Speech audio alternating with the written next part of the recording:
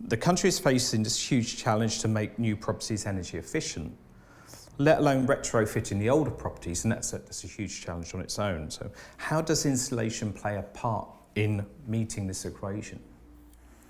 I think we all realise that we have to get the fabric of a building as good as it can be. We talk about fabric first, and that's a well-worn phrase, but it does mean something, and most people in the profession will understand that that is an incentive.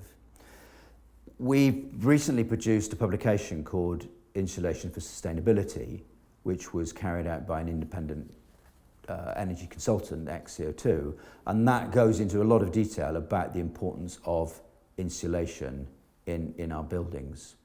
For new build housing, that is relatively straightforward to achieve that.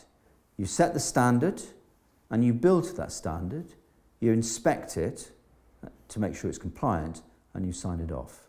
And that is using the best materials to get the best results from those buildings. That has to be done before we do the other more complicated high-tech initiatives. So the fabric first, get it right. For existing buildings, and of course we know that the majority of buildings that will be around in 2050, the majority of houses are already built. It's expensive. There are different tenures of property. So you've got owner-occupier, you've got local authority, you've got private rented sector, and they all have their own individual problems as to how that will be done.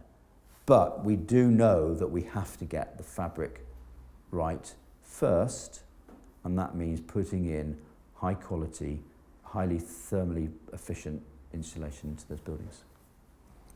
Clearly it's better to build efficiently, as you're just saying, rather than retrofit.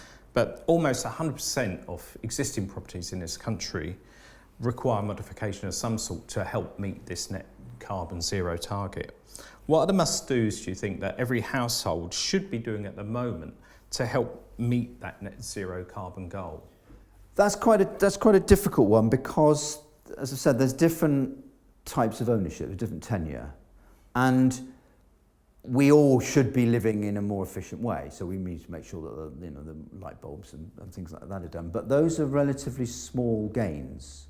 The big gains have got to come through legislation and encouragement.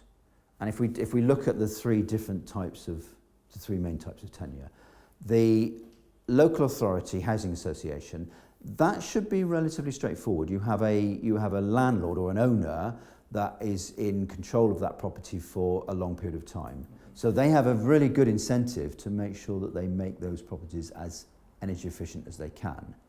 And the tenant comes and goes, the tenant may be there for a number of years and then it will be swapped to another one. But the ownership remains the same. So to make the investment in that, they have, which is a long-term investment, there's a good reason and there's a financial model that makes it more attractive. The majority of houses are owner-occupied. How do you encourage an owner to make the investment into their property? And the figures are anything in excess of £20,000 per property. That's a lot of investment, and there is not, in my opinion, a financial model that makes it attractive. That's where the government have to have an important role, but they still haven't come up with those incentives. But unless we do that, all of those properties will not be upgraded. And then you also have the other sector, which is the private rented sector, which are some of the worst performing properties that exist.